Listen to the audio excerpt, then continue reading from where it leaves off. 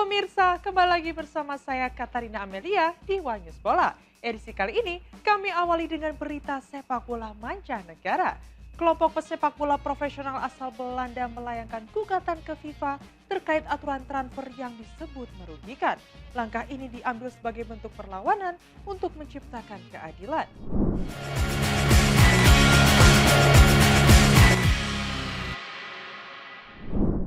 Informasi lainnya pemirsa, kita beralih ke sepak bola nasional.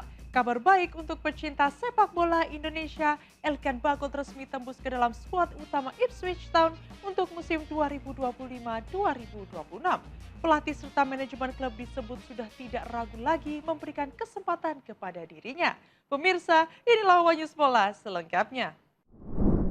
Ketua Umum PSSI Erick Thohir resmi mengumumkan Uzbekistan, Tajikistan, dan Mali sebagai lawan Timnas Indonesia U17 di ajang Piala Kemerdekaan 2025.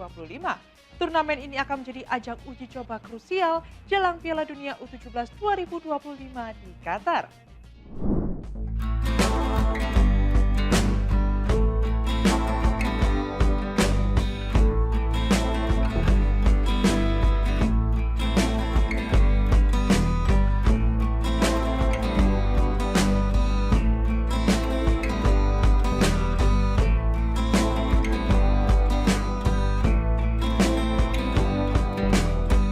Ketua Umum PSSI Erick Thohir resmi mengumumkan 3 negara yang akan menjadi lawan Timnas Indonesia U17 dalam ajang Piala Kemerdekaan 2025.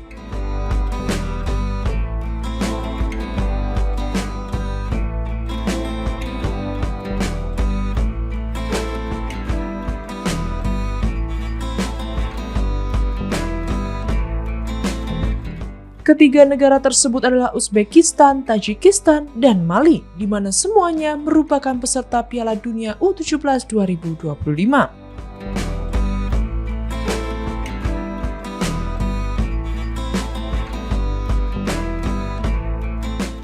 Erick menyatakan bahwa kehadiran ketiga tim ini akan menjadi ajang uji coba penting bagi skuad Garuda Muda sekaligus mengonfirmasi kabar simpang siur terkait peserta turnamen.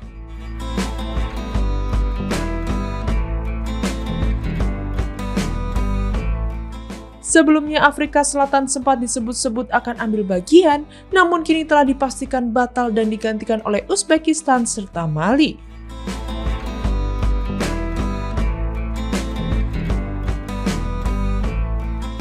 Diketahui turnamen Piala Kemerdekaan 2025 dijadwalkan berlangsung di Stadion Sumatera Utara, meski tanggal resmi pelaksanaan belum diumumkan.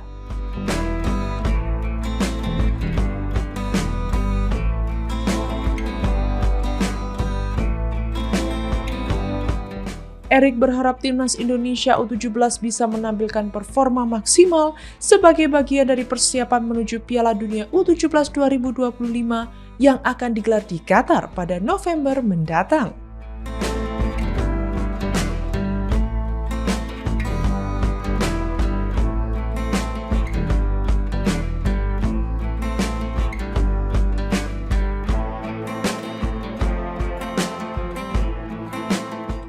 Sebagai langkah awal, pelatih Nova Arianto telah memanggil 30 pemain untuk mengikuti turnamen ini.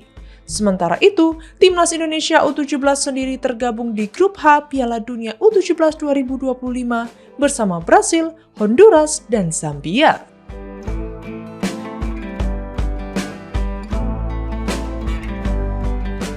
Grup ini menjadi tantangan berat bagi skuad yang diasuh oleh Nova Arianto. Torino siap mengucurkan dana sekitar 170 miliar rupiah untuk mendatangkan bek Timnas Indonesia J. Itzes dari Venezia. Demi mewujudkan transfer tersebut, rival sekota Juventus itu bersiap melepas Saul Coco ke Spartak Moskow sebagai langkah strategis.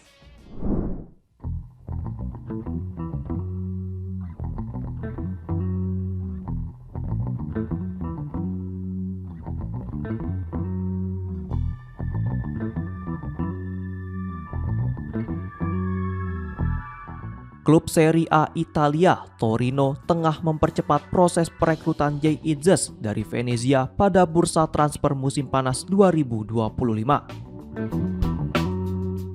Namun untuk mendapatkan bek timnas Indonesia tersebut, klub rival Juventus harus melakukan manuver strategis, termasuk melepas salah satu pemainnya.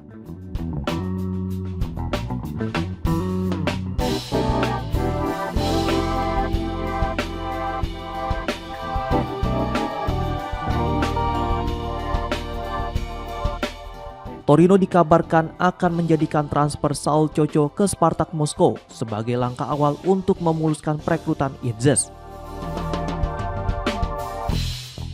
Menurut laporan dari Tutto Mercato Web, Torino membandrol Saul Coco dengan harga 15 juta euro. Setelah itu, klub yang bermarkas di Turin ini telah menyiapkan rencana lanjutan, yakni menebus Jay Idzes dengan nilai transfer mencapai 9 juta euro atau sekitar 170 miliar rupiah. Tak hanya itu, Torino juga disebut akan menyertakan klausul bagi hasil penjualan di masa depan jika Idzes dijual kembali.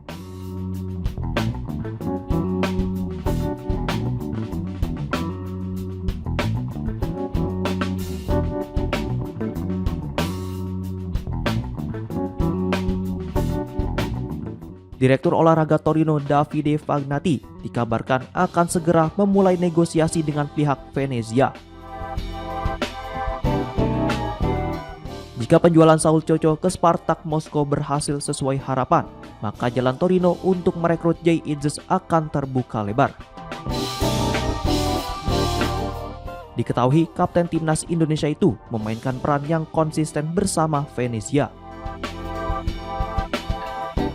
Namun sangat disayangkan, klubnya itu harus terdegradasi ke divisi kedua Liga Italia. Kini dengan banyaknya tawaran yang datang, membuka kembali peluang Jay Idzes tampil di Serie A.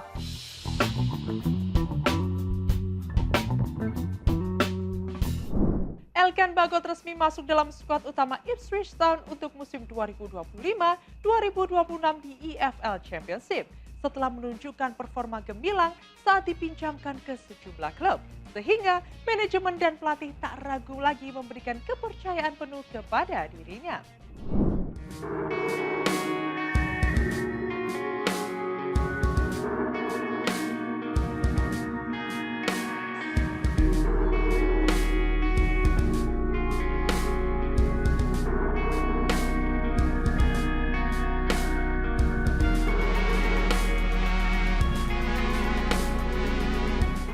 Bek tengah timnas Indonesia, Elkan Bagot resmi masuk dalam skuad utama Ipswich Town untuk kompetisi EFL Championship musim 2025-2026.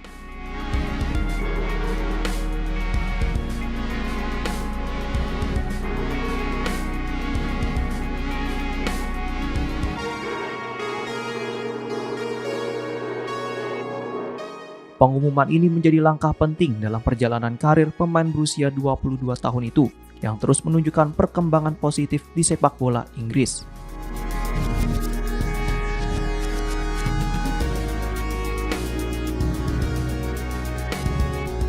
Sebelumnya, Bagot sempat menjalani masa peminjaman di sejumlah klub seperti Kings Lynn Town, Billingham, Cheltenham Town, Bristol Rovers, dan terakhir di Blackpool.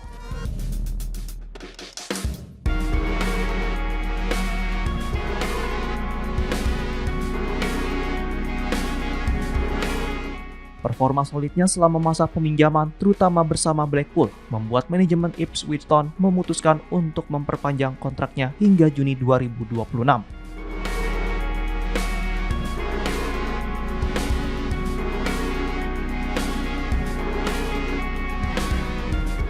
Keputusan itu diikuti dengan kepercayaan penuh dari pelatih yang memasukkannya ke skuad utama musim ini. Dalam laga pramusim, Bagot tampil konsisten dan dipercaya sebagai starter saat Ipswich menang 4-1 atas klub Austria BW Linz pada Juli 2025.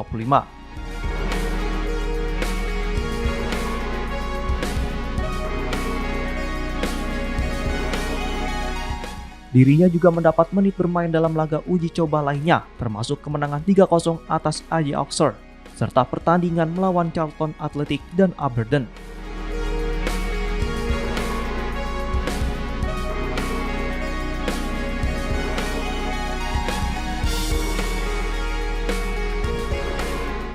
Kombinasi mobilitas, kekuatan fisik, serta kecerdasan membaca permainan menjadikan Bagot sosok penting di lini belakang Ipswich.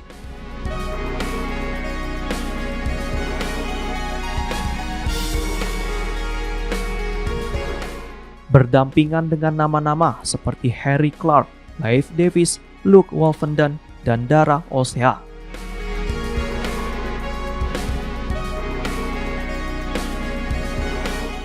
Sementara itu, masuknya Bagot ke skuad utama Ipswich juga memperbesar peluangnya untuk kembali memperkuat timnas Indonesia.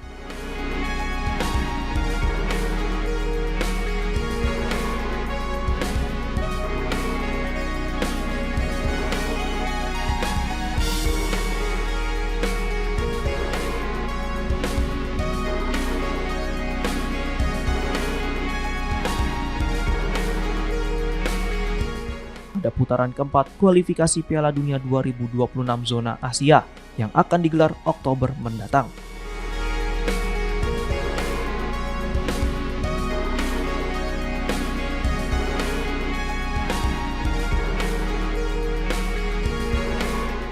Dalam laga tersebut, pasukan Patrick Kluivert akan bertemu dua lawan kuat dari Timur Tengah, yakni Arab Saudi dan Irak.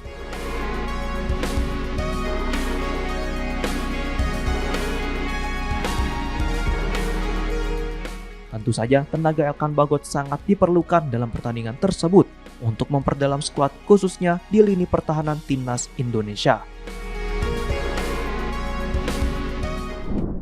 Sintayong resmi ditunjuk sebagai nahkoda baru Ulsan Hyundai pada Selasa 5 Agustus 2025 menggantikan Kim Pan-gon yang dipecat imbas performa buruk tim. Mantan pelatih timnas Indonesia itu siap mengusung misi mengembalikan dominasi sang raksasa di Liga Utama Korea Selatan.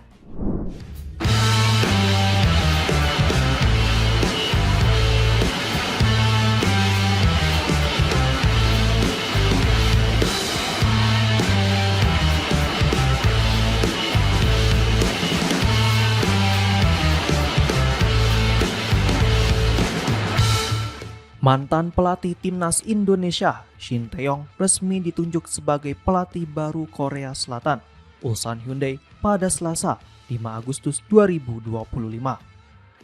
Diketahui, rumor mengenai penunjukan STY sebagai pelatih Ulsan Hyundai sudah beredar dalam sepekan terakhir.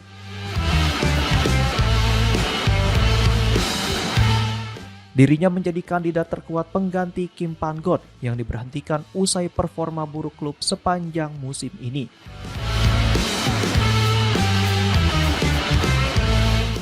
Padahal di musim sebelumnya, Kim berhasil mengantarkan Ulsan Hyundai menjuarai K-League One.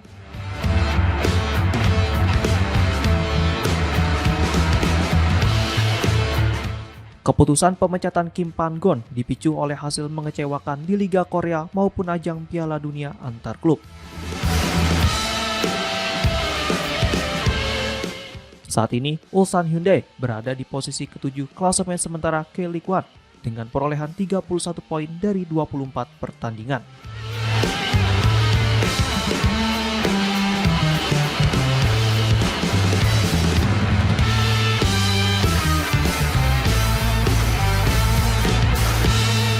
Shin Tae-yong pun optimis dapat mengangkat kembali performa tim.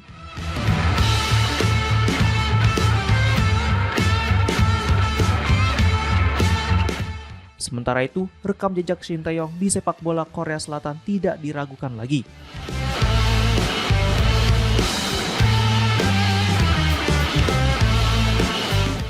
Mantan pelatih timnas Indonesia itu pernah membawa Seongnam FC menjuarai Liga Champions Asia 2010 dan Piala Korea 2011.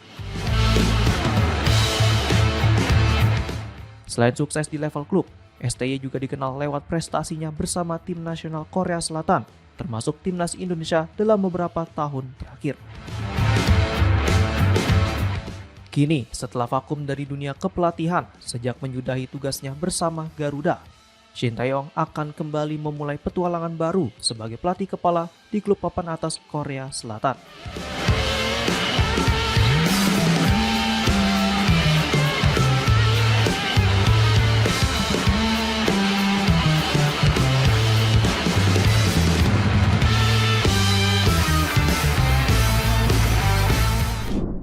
Bergeger di dunia sepak bola, ratusan ribu pemain gugat FIFA atas aturan transfer merugikan sejak 2002. Gugatan class action yang dipimpin kelompok pemain asal Belanda itu menyasar ke FIFA, KNVB, dan asosiasi Eropa lainnya atas dugaan kerugian miliaran euro. Langkah ini dinilai sebagai perlawanan besar demi keadilan dan hak pemain yang lama terabaikan.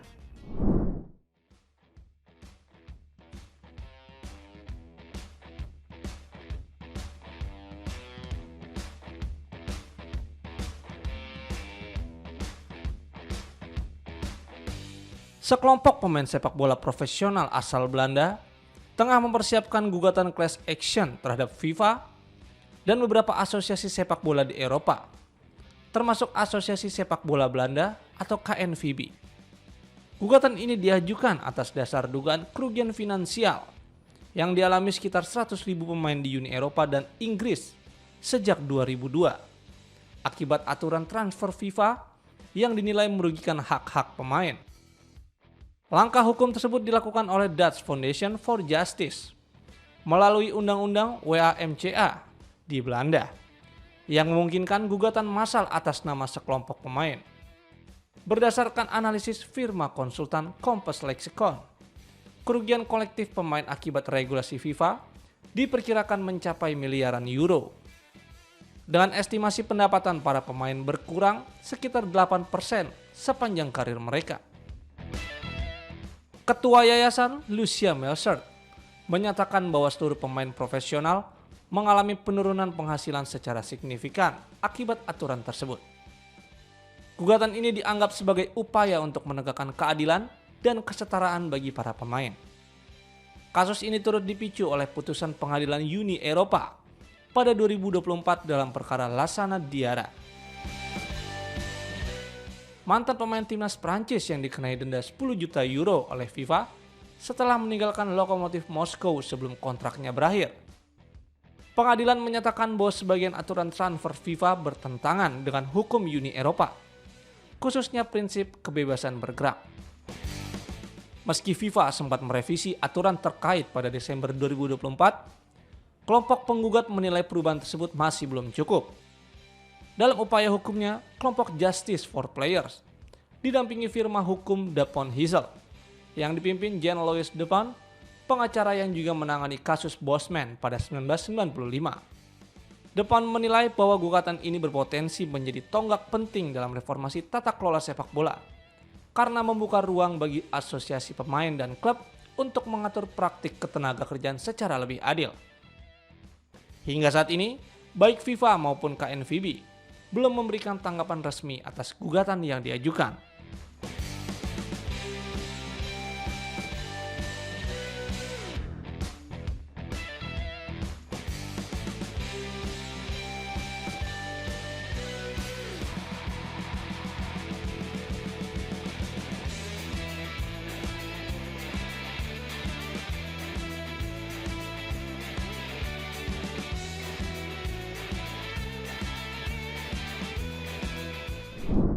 Fortuna Düsseldorf resmi gagalkan transfer Sean Weisman imbas protes supporter atas dukungannya terhadap serangan Israel ke Gaza.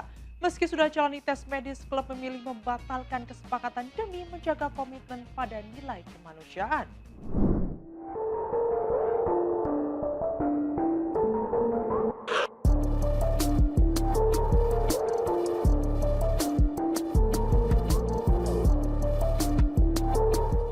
Fortuna Düsseldorf, klub kasta kedua Bundesliga Jerman, akhirnya membatalkan rencana merekrut penyerang asal Israel, Sean Weisman, setelah muncul gelombang protes dari para pendukungnya.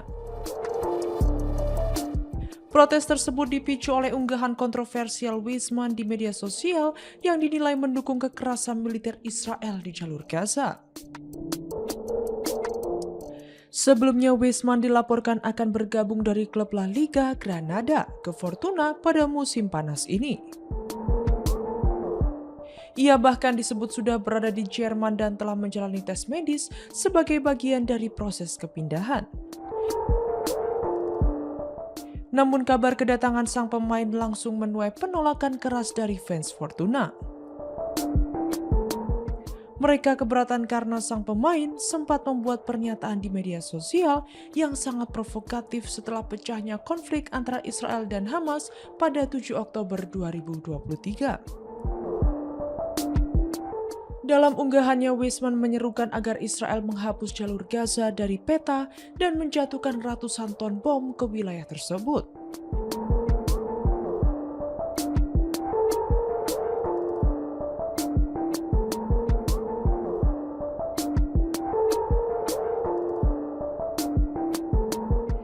Ia juga menyukai postingan yang menyatakan bahwa tidak ada yang tak bersalah di Gaza dan bahwa warga sipil tidak perlu diberi peringatan sebelum serangan militer dilakukan.